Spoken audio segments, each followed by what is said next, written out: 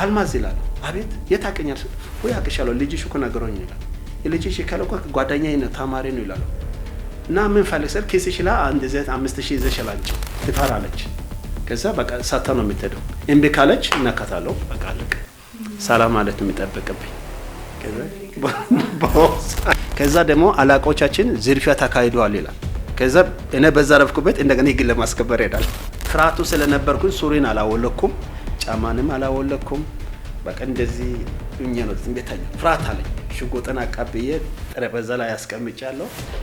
የሚታየኛል ሰው ሲመጣ ምናምን አያለሁ። ባይምሮ ላይ ነው የሚመጣው።